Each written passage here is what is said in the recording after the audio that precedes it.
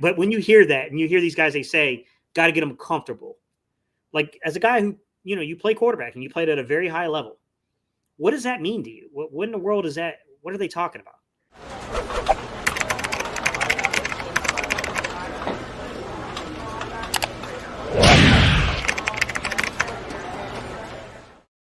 I want to steer us, we kind of covered the ground up aspect to quarterback play, but there's still this aspect of kind of, it's a cliche saying you hear people, they talk about all the time.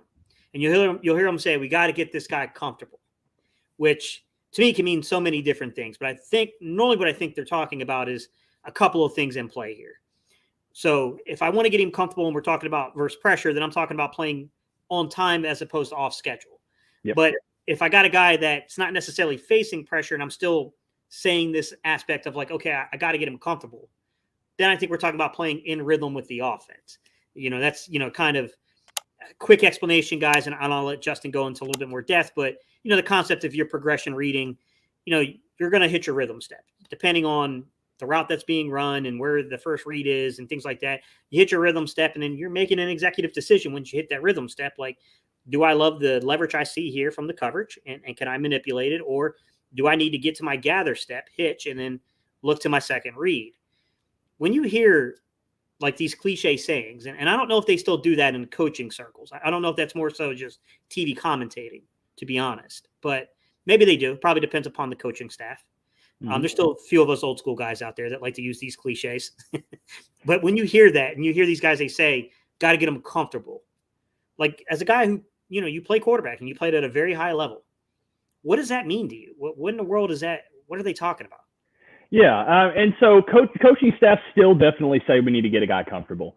But that's kind of more from the aspect of getting him in the game, getting him comfortable with what's going on around him.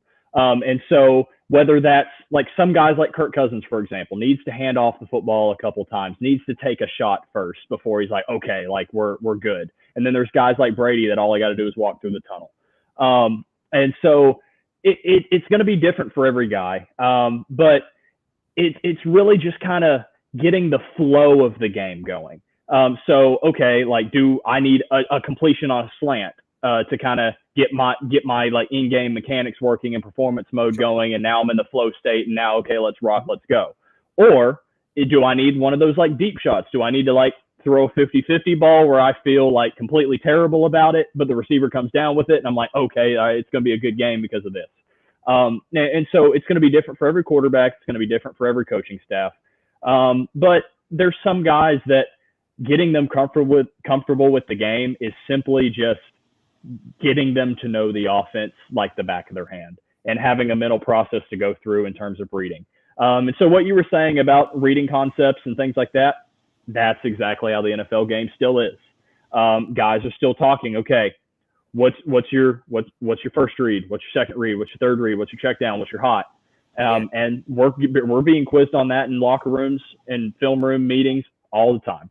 You have a coach come up randomly, talk to you, be like, what's your read on? Did he ever get you on campus? Yeah, they get me on campus all the time. They'll get me in like at the cafeteria. They'll get me right before I'm about to start a weight room workout. Hey, what's your read on Ace 95?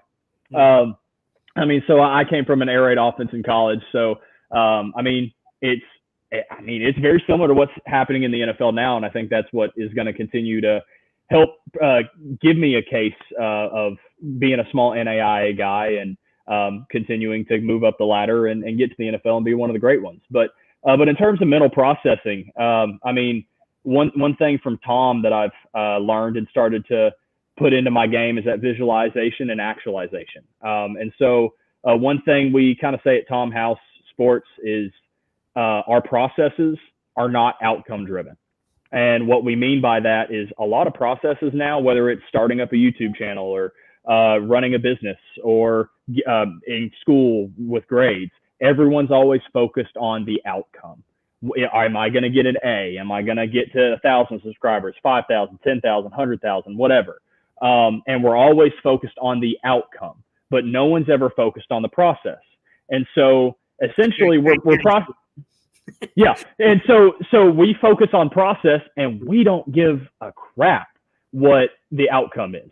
As long as our process is a proven process that has worked for other people, we can make and adjust the way that we feel like we need. And I'm not saying completely like throw out the outcome and say, okay, no, the outcome doesn't matter. All that matters is the process, because you still need the outcome as mile markers to tell you how your process is going and if you then need to change and adjust your process.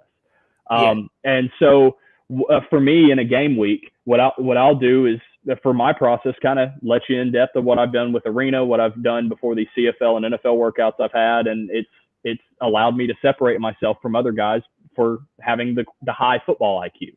The Drew Brees, Peyton Manning football level IQ is I would go in and I would watch film of a team the first time and figure out what coverages are they in based on down, distance, situation. And I'd map all that out. And it'd take me probably 2 times through watching a game to make sure I get all of it correct. And then I start to kind of create tendencies.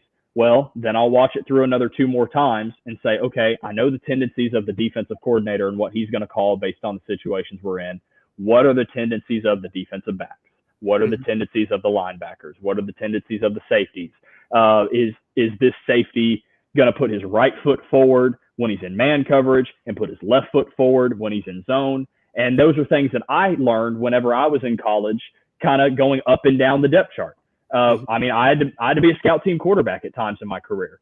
And so I was being told by my defensive coordinator in college that, hey, this quarterback, every single time he's handing off the football, his feet are straight. Every time he's throwing it, his feet are staggered. So do that every single play that we give you on scout team. And I was like, okay, I'm going to take that into my approach of figuring out what defenses are, because every player has tendencies.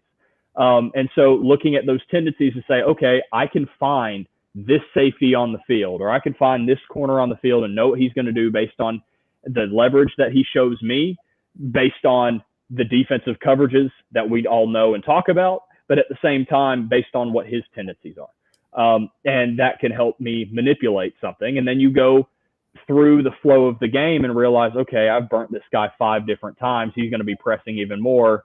He's more likely to be burnt. Let's go back at him again.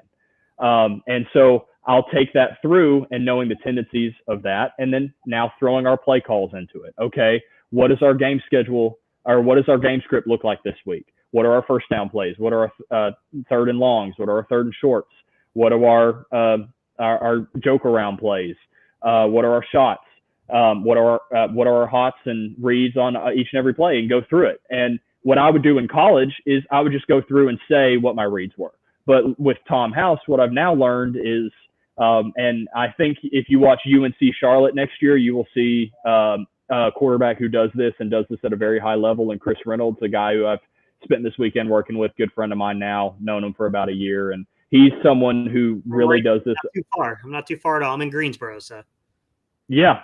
So, I mean, he's a guy who's set for a massive year. He had a good year last year, but he's going to have a massive year this year for that reason and his mental processes. But what we talk about now and what we've kind of come together with is what Breeze will do is the night before a game, he'll sit there, close his eyes, control his heart rate by his breathing, and sit here and go through every single play on the play script, drop back in his hotel room, in his house, wherever he's at that night, do the drop backs, move the shoulders, move to each and every read, go and he would do that for every single play and visualize himself in the game doing throwing each and every route, each and every read, and putting himself in every situation. Okay, let's just say we called Ace 95. What's my read in Ace 95 versus cover 1? Cover 5, cover 7, cover 2, 2-man, 2-zone. And what if they play drop 8? What am I doing? And he'd go through for each and every play and go through that. And he's mimicking the footwork, same speed that he would do in a game. He's visualizing everything. So then he's essentially playing the game before the game.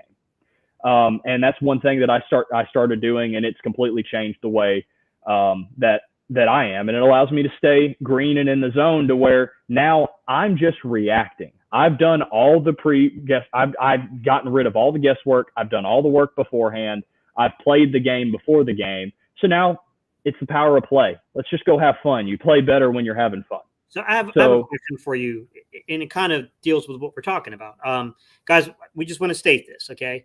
Justin has had an opportunity to meet Jalen Hurts on a couple of occasions, but we don't know his exact processes here. But yeah, in his interview, his press conference, he did talk about this idea. What I thought it was more so like scheduling and time management, but he kind of talked about that. Like, yeah. what do you think in your opinion? Like, what does he mean by that? What do you think he means when he's talking about like the processes and like time management, scheduling, all that kind of stuff? Like, do you think that's more of a broader thing, or do you think he's Yeah.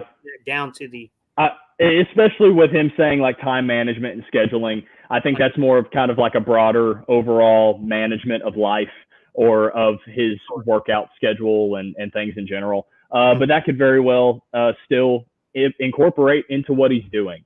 And the biggest thing is I know the people that are around him are helping him tremendously with the mental process of the game to where he can go in and play the game before the game.